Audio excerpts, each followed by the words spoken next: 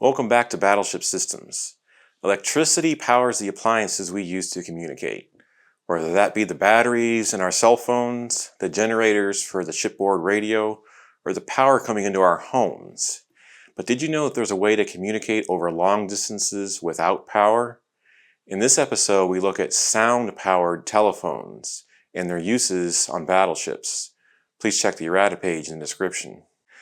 You've no doubt seen sailors wearing these headphones and what looks like a pencil sharpener protruding from their chest. These devices allow sailors to communicate with each other, and they don't require a power source. The transmitter is designed to trap most of the sound waves from your voice and vibrate a diaphragm. The movements of the diaphragm are transferred to something called a motor. This is what generates the sound signal. The motor unit consists of an armature, 2 strong magnets, and a coil. If you remember back to basics of electricity too, when a magnetic field cuts through a coil, it induces a current. When the diaphragm forces the armature to bend inward, the top of the armature moves closer to the upper magnet's south pole. This causes the magnetic flux to flow upward through the armature and away from the bottom magnet, inducing an electric current in the coil. When it bends back, the magnetic flux will flow through the upper magnet's north pole toward the bottom magnet, inducing a current in the opposite direction. This is how the motor changes sound into alternating current. These coils can be wired in parallel with other sound-powered headsets. This audio frequency current vibrates motors in the earpieces of the other headset wearers to reproduce the sound. Battleships have hundreds of these jacks mounted throughout the ship where you can plug in a sound-powered headset. So what happens when you plug in a sound-powered phone? Well, that depends on what outlet you plug it into. Battle telephone circuits usually combine multiple talkers into a party line. Groups generally consist of stations that work together, such as lookouts, rangefinder operators, maneuvering, and various weapon control stations. The Navy has a doctrine for making sure messages are directed and understood on sound-powered telephones. For example, when speaking, you have to say who you want to talk to, then say who you are, and then deliver the message. Messages also have to be acknowledged by the recipient. If you want to talk to everyone, you have to say all stations. For example, all stations, control. Cease tracking. Train centerline. All turrets, spot 1, strike ammunition below. Turret 1 eye. Turret 2 eye. Turret 3 eye. Part of a sound-powered telephone's talker's duty is to monitor a ship's circuit. Any circuit with a J in it is a sound-powered circuit. For example, JA is the captain's battle circuit. It allows the captain's talker to reach control stations such as the fire control tower, plotting room, and central station. A number is added after the circuit to identify each jack. For example, when you climb into Turret 3 on the battleship North Carolina, you will see the 2JE6 jack. Circuit 2JE is for the aftermain battery control, which is used when firing the 16-inch guns. It connects talkers in the fire control tower, the plotting room, and the director. This circuit is wired into the battle telephone switchboard in main plot.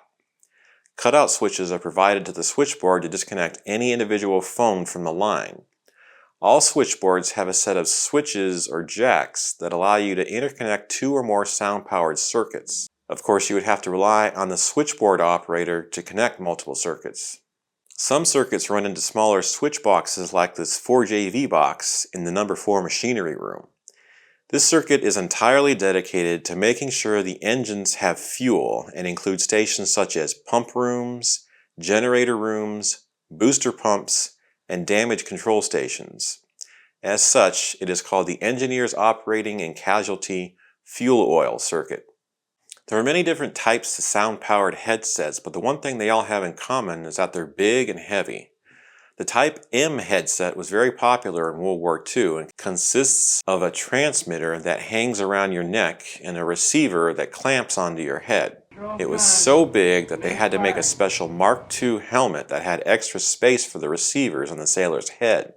They also had a Type O headset with the diaphragms molded outward, and instead of the big cans, there are rubber plungers that stick into your ears. This is a Type O headset made by RCA. It's my favorite type of headset, and you'll see why in a second. So to place it on, place the headset over the transmitter, bring it up to your chest, strap it on, and take the receiver and stick it in your ears.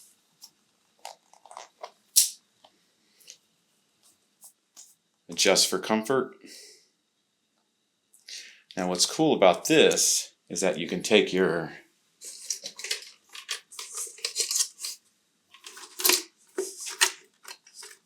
regular M1 helmet and place it over top because it's so small. You can adjust the transmitter so it's right in front of your mouth. And then all stations control phone check. a lot of sailors have it positioned down like this. Then when you want to talk, After steering, con.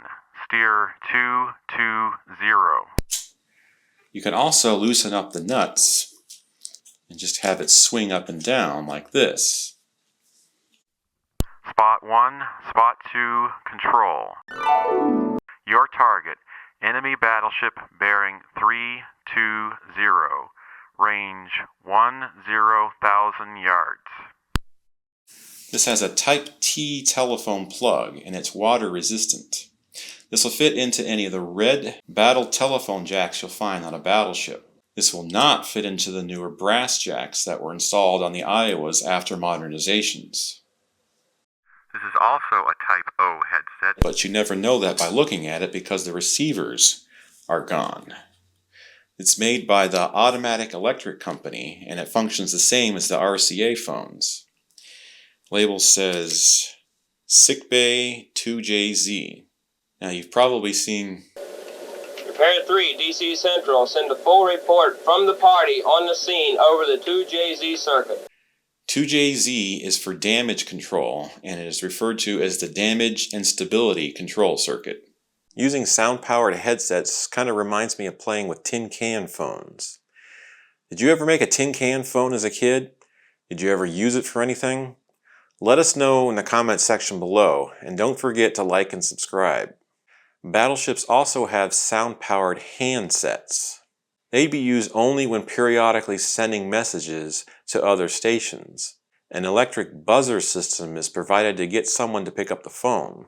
What really makes sound-powered a battleship system is not only does it work without power, it's designed to work if half the ship is destroyed. If your sound-powered jack stops working, there's an identical redundant system that you can plug it into. And if your transmitter stops working, you could shout into the earpiece instead. The Navy still uses sound-powered telephones to this day. Later on, they developed sound-powered amplifiers. These made it so people don't have to wear these heavy headsets all the time and allowed an entire room to listen to a circuit. You've probably seen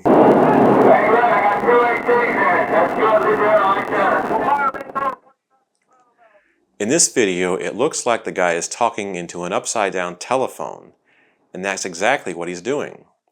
He's talking into a sound-powered handset that's connected to an amplifier.